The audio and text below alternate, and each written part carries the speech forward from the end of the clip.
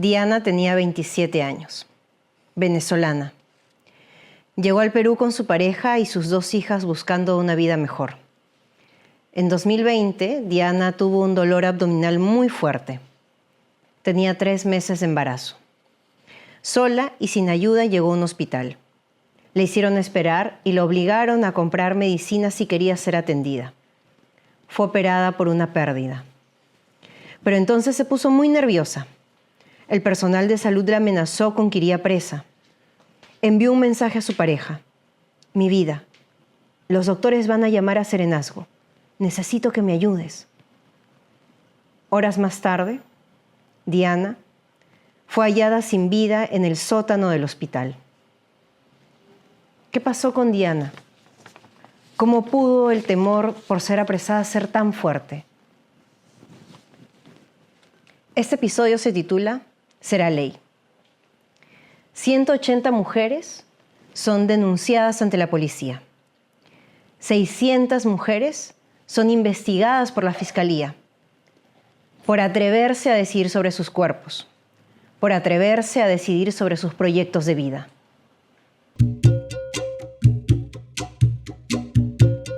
Estamos ahora con Isbelia Ruiz, ella es coordinadora legal de Pronsex. Bienvenida, Isbelia, a Ruda, Voces que Incomodan.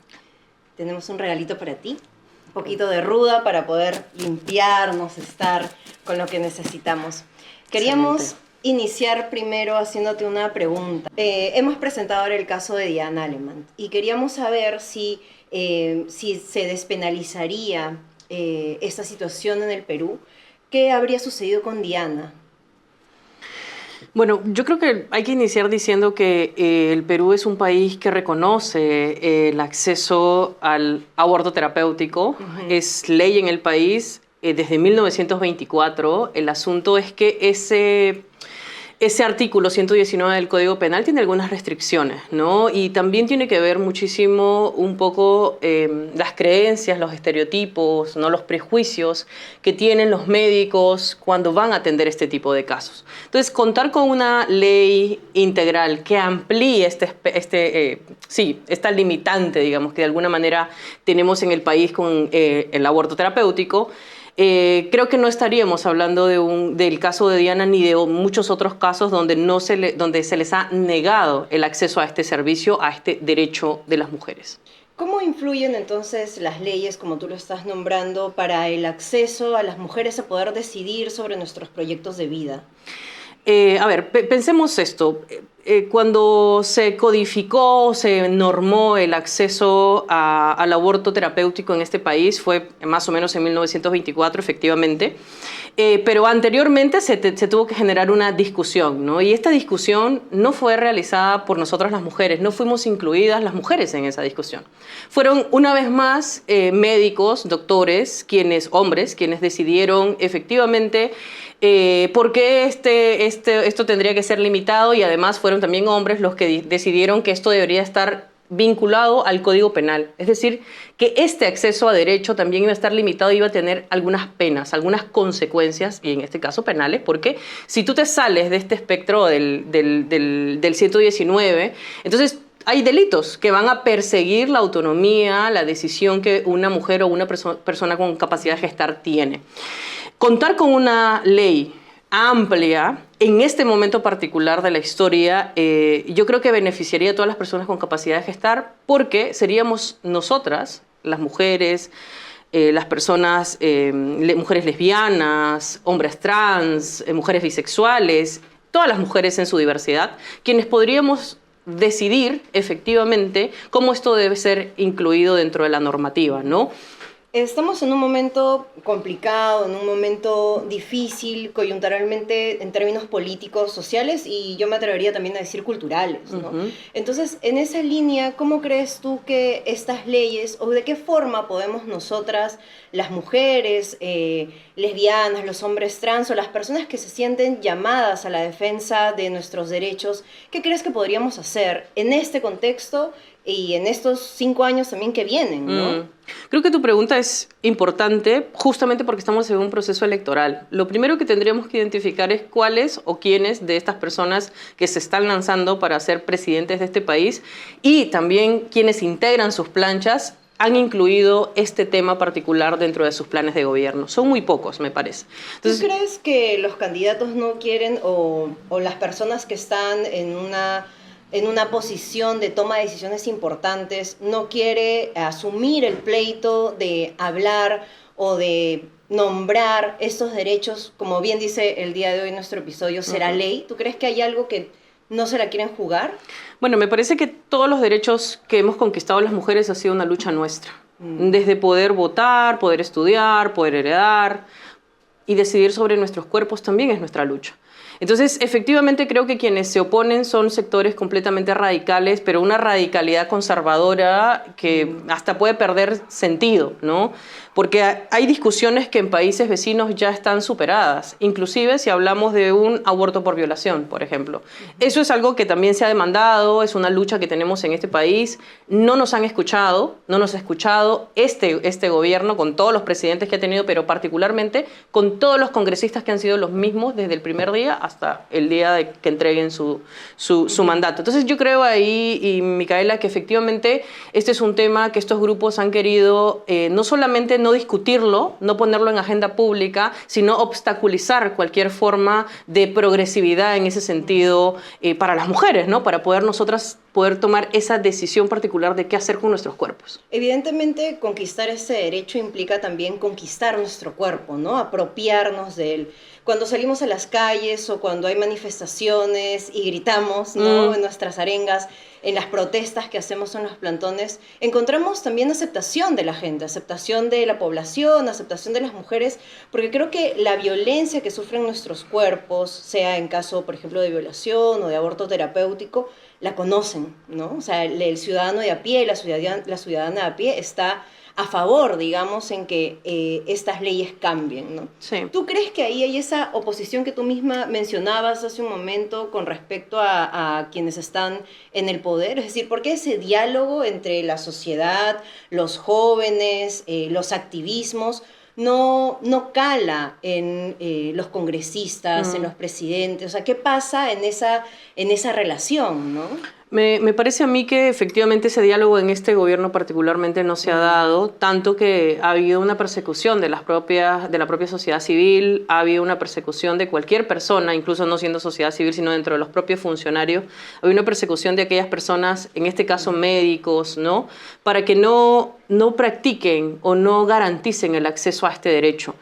Y tenemos un caso particular.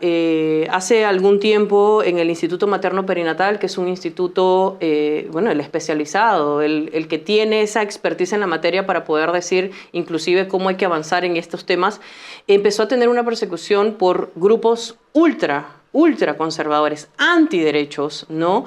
Y lograron de alguna manera, o piensan que han logrado de alguna manera que los médicos tengan temor, tengan miedo, ¿no? De practicar algo que es ley, efectivamente. Ni siquiera estoy diciendo que vayan a garantizar algo que no está dentro de la norma, pero ahorita hay una sensación de miedo.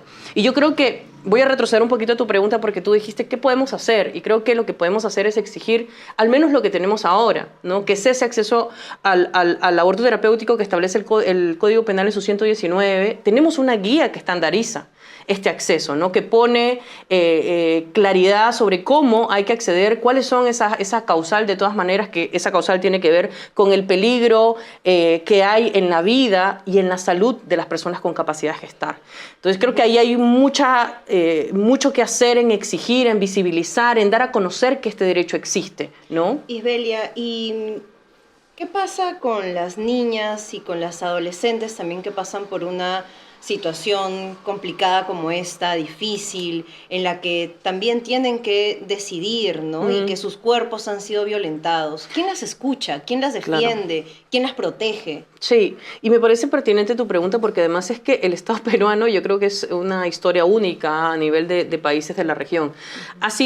Tiene 3 dictámenes de diferentes comités de las Naciones Unidas donde se señala que ha sido responsable de negar este derecho a adolescentes y niñas.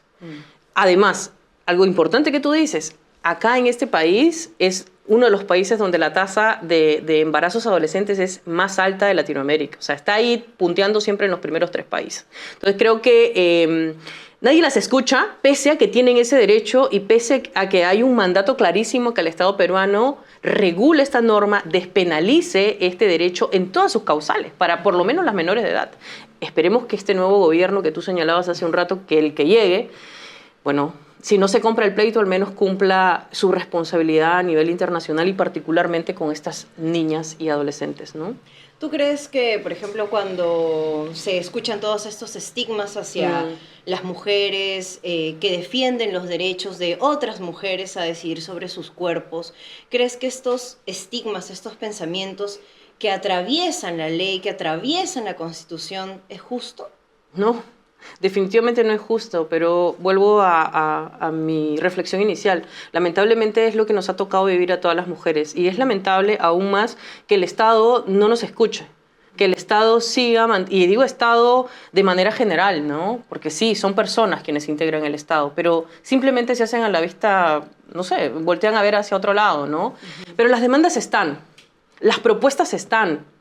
Y yo creo que los compromisos internacionales también están. Entonces, acá lo que se necesita es que venga alguien que reconozca que existen los derechos humanos en este país, no digamos en el mundo, en este país, y que tenemos que caminar hacia ese lugar. Si queremos ser un país democrático, inclusivo, que quiere...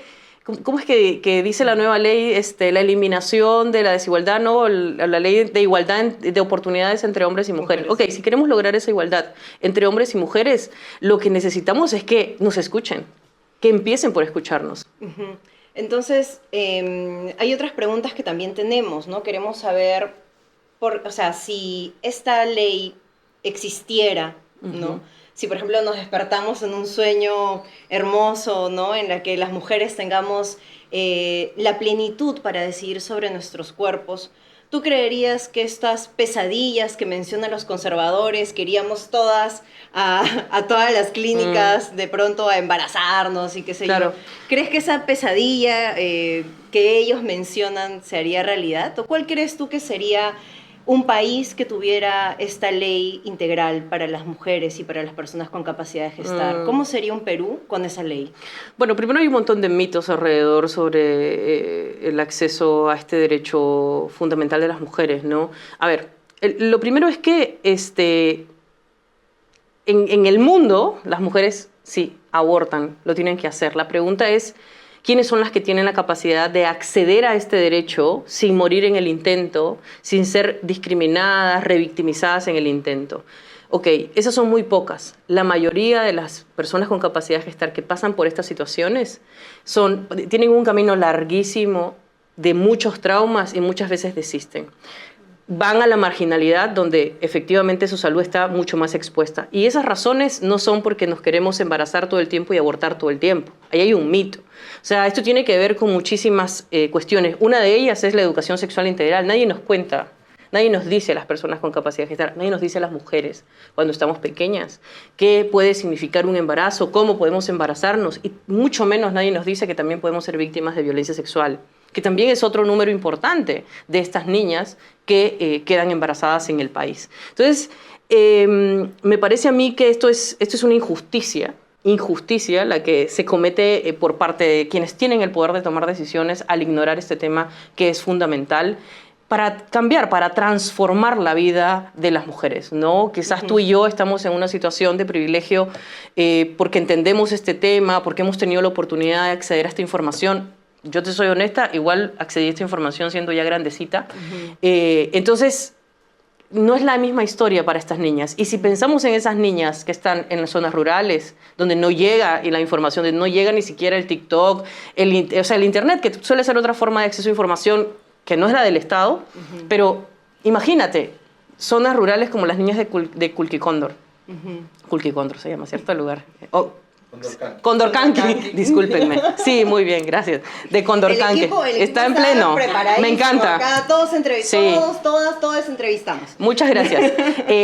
Pero este es un caso que muestra la realidad del Perú y de la situación de esas niñas. Niñas que han sido violadas sistemáticamente, que el Estado les ha dado la espalda, que el Estado ha intentado quitar los grupos integrantes de acceso a justicia en el espacio, que...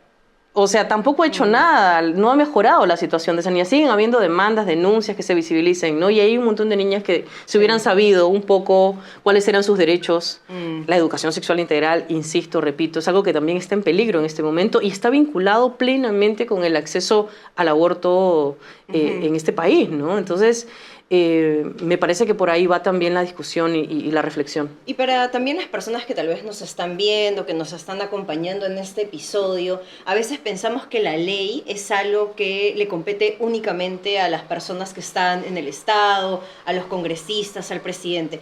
Pero para nosotros, para nosotras, los ciudadanos de a pie, ¿de qué forma podemos hacer que las leyes cambien? ¿Y de qué forma podemos hacer que realmente esta ley pueda ser accesible, pueda ser emancipadora para todas las mujeres y personas con capacidad de gestar? ¿Qué podemos hacer nosotros y nosotras?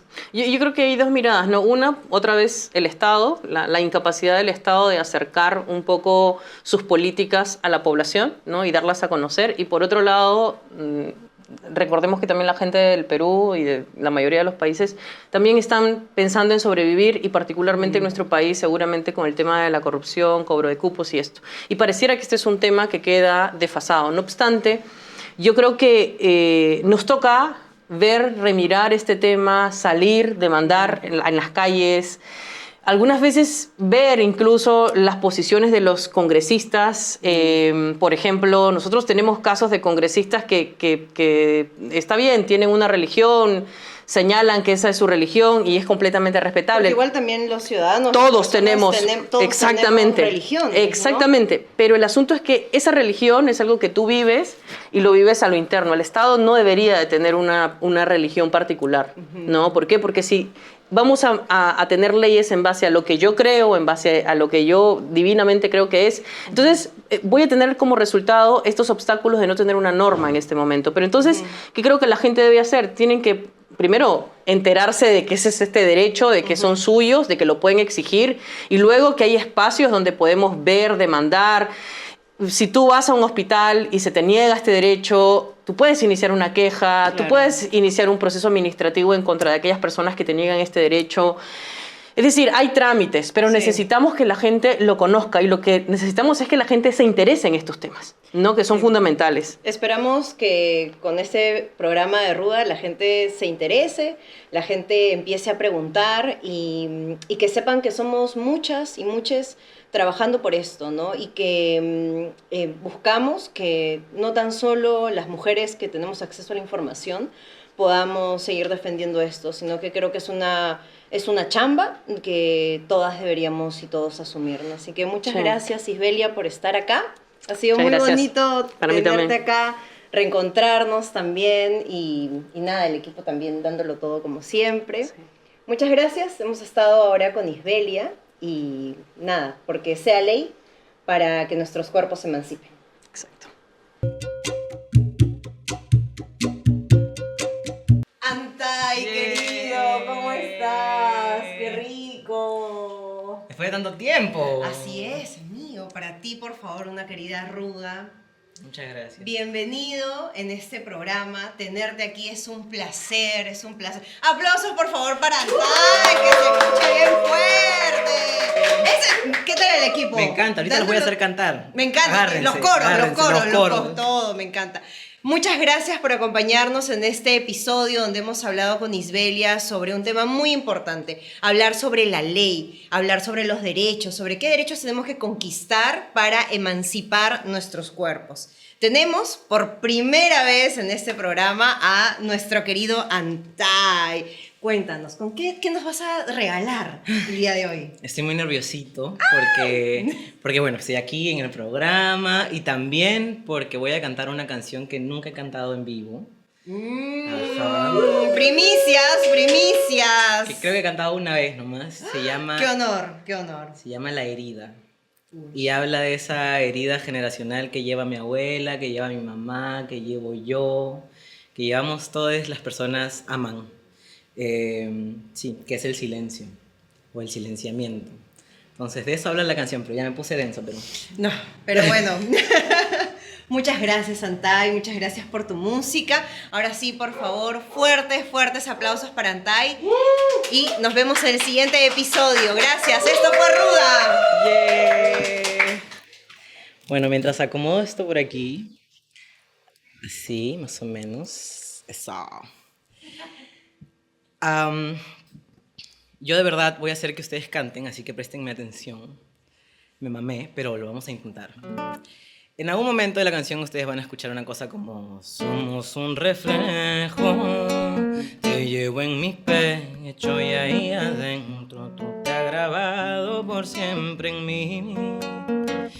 Pero la única parte que nos vamos a quedar en loop en el final es: somos un reflejo, te llevo en mi pecho. Somos un reflejo, te llevo en mi pecho. Somos un reflejo, te llevo en mi pecho. Somos un reflejo, te llevo en mi pecho. Eso es. Muy bien. Entonces ahora yo empiezo. Y ya yo les voy a hacer mi seña, ¿ya? Pero cantan, por favor, ya no me dejen en el abandono. Dice así.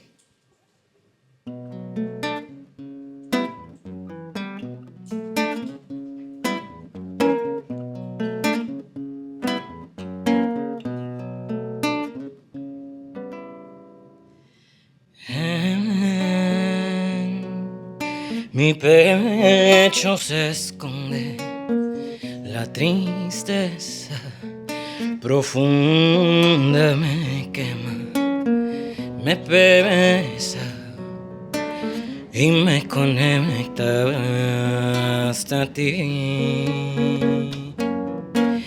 En mi mundo prima la violencia,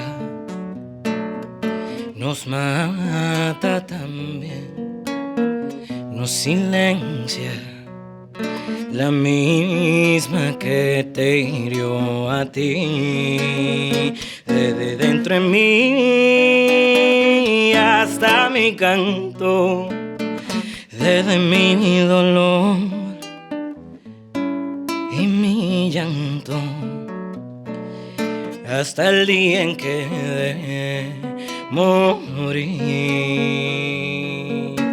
Somos un reflejo, te llevo en mi pecho y allí adentro tú te has grabado por siempre en mí. Somos un reflejo, te llevo en mi pecho y allí adentro tú te has grabado por siempre en mí. ¿Dónde vas, justicia? No te olvides de mí. Te han visto con otros que se ríen de ti. ¿Dónde vas, justicia? No te olvides de mí. Dicen que te han visto. Dicen que te han visto. Dicen que te han visto.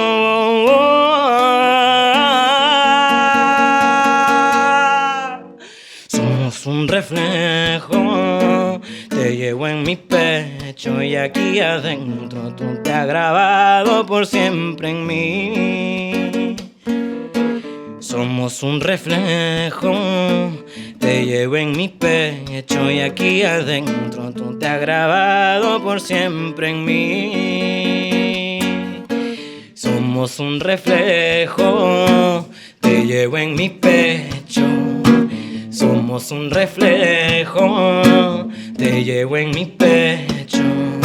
Somos un reflejo, te llevo en mi pecho.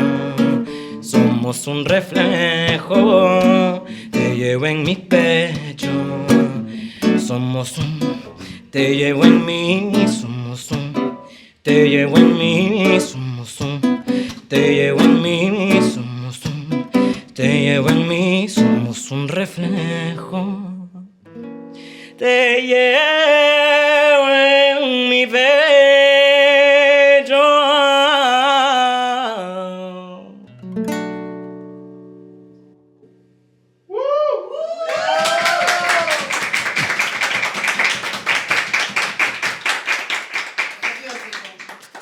Muchas gracias.